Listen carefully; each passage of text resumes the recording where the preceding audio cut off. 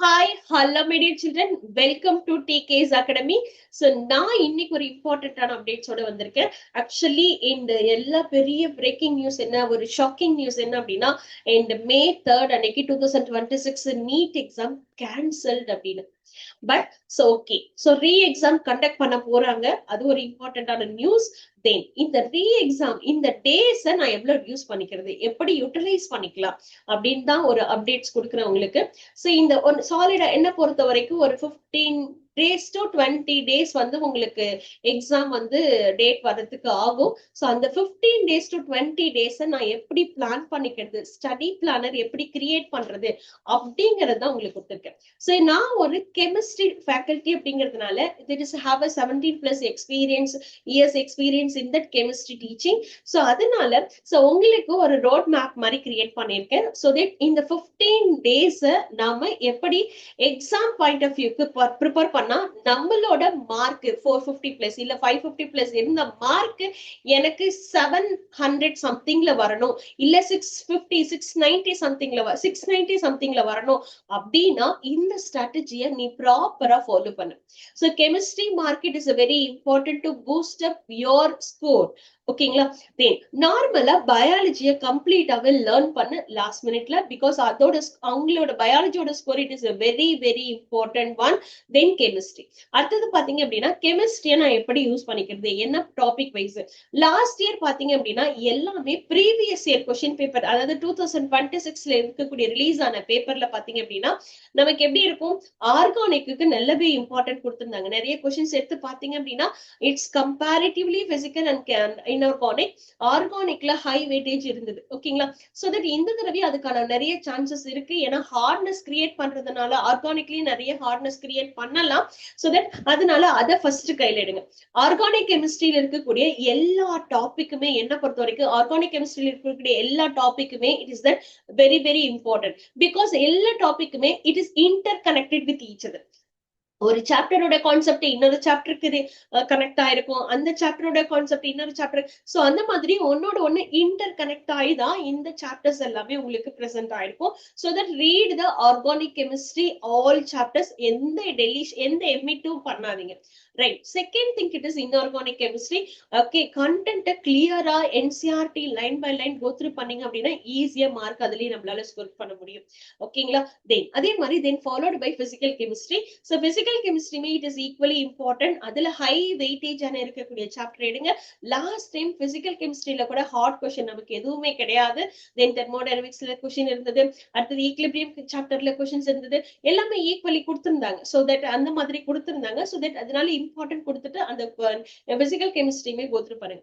Okay, இதை எப்படி நான் ஃபாலோ பண்ணிக்கிறது? எனக்கு ஆர்கானிக் கெமிஸ்ட்ரி எடுக்கணும் அப்படின்னா நான் எதுக்கு இம்பார்ட்டன்ட் கொடுக்கறது? மறுபடியும் ஃபர்ஸ்ட் இருந்து என்சிஆர்டி லைனே படிக்கணுமா, கம்ப்ளீட் பண்ணணுமா அப்படிங்கறத காட்டிலும் so that number of questions என்னென்ன சோர்ஸ்ல இருந்து உங்களுக்கு கொஸ்டின்ஸ் கிடைக்குதோ எல்லா சோர்ஸையுமே யூஸ் பண்ணிட்டு கொஸ்டினை பிராக்டிஸ் பண்ணு.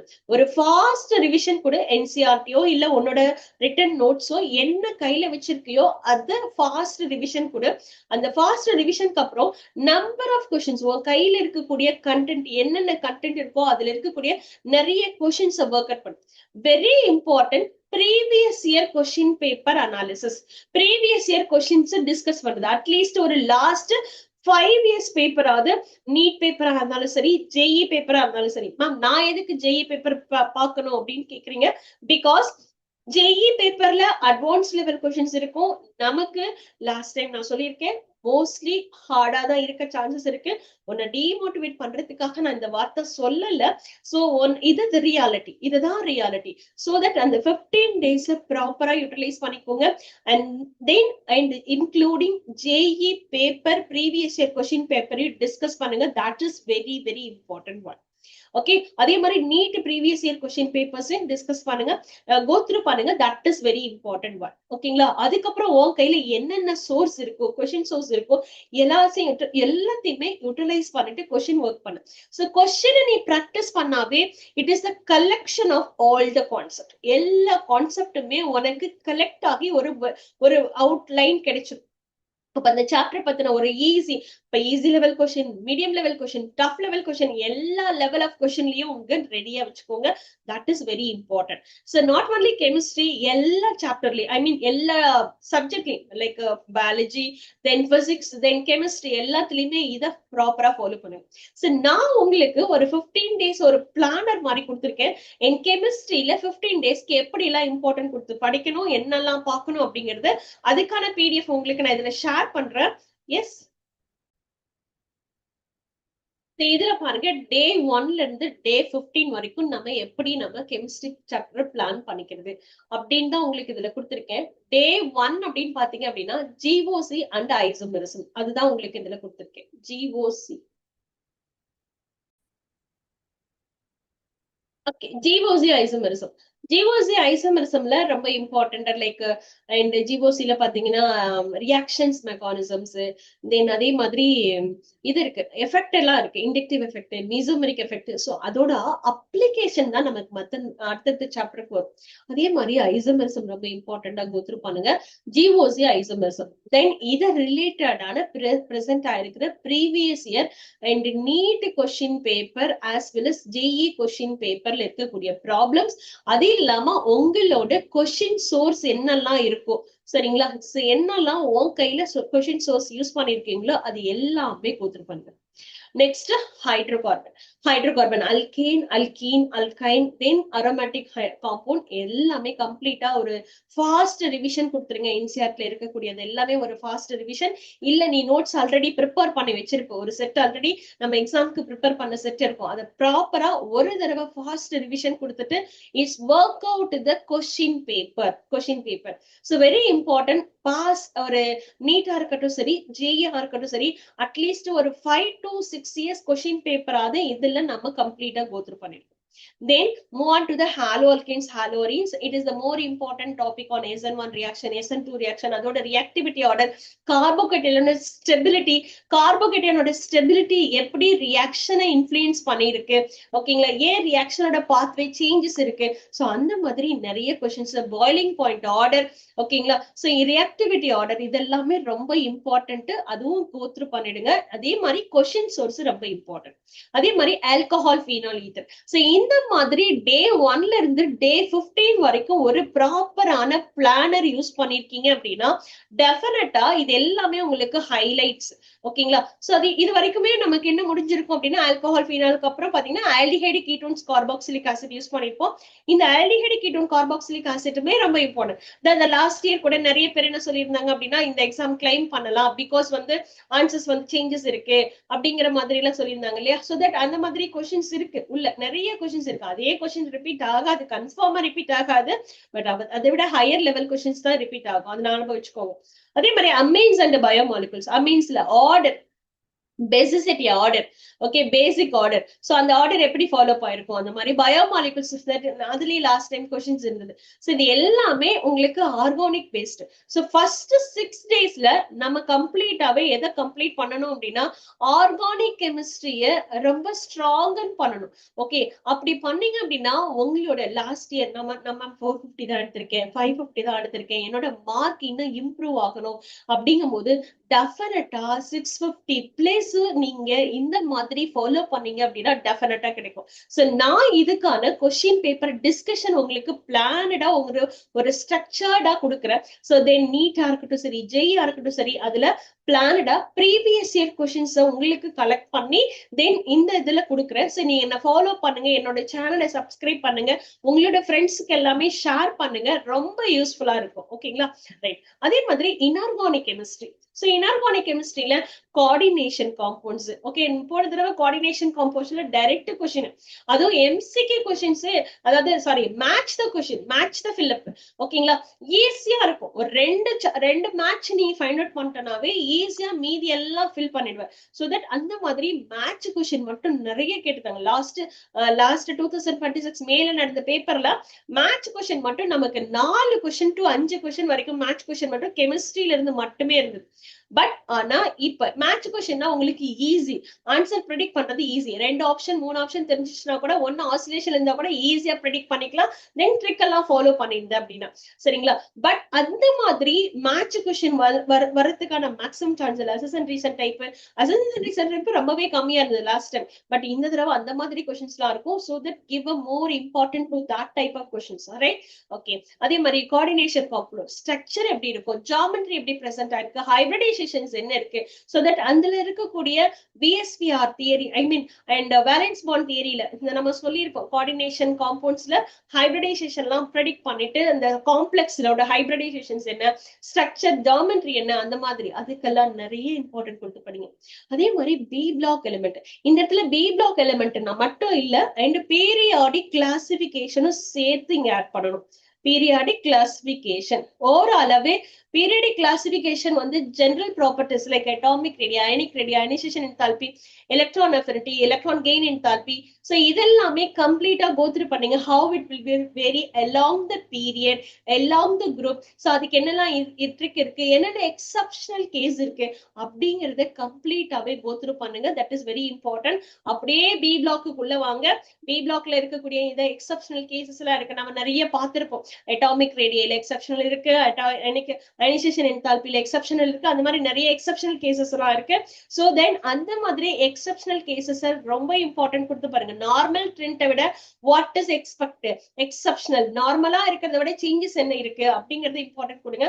D and F block, D and F block. So for last time and the came and for potassium dichromate, potassium permanganate, அதுல இருந்து எந்த क्वेश्चंस இருக்குல, பட் ஆனா இந்த தடவை அதுல இருந்து क्वेश्चंस இருக்கிறதுக்கான நிறைய சான்சஸ் இருக்கு D and F blockல. Then so அதுக்கு ரொம்ப ரியாக்ஷன்ஸ்க்கு இம்பார்ட்டன்ட் கொடுங்க. Oxidising agent, number of electron எவ்வளவு கெயின் ஆகுது, எவ்வளவு லாஸ் ஆகுது, so that oxidizing and potassium permanganate, potassium dichromate ஓட இந்த ரியாக்ஷன்ஸ் இருக்கும், ரிலேட்டட் டு ரெடாக்ஸ் மாதிரி இருக்கும். So அதுல இருக்கிற क्वेश्चंஸ்க்கு ரொம்பவே இம்பார்ட்டன்ட் கொடுங்க. Then chemical bonding.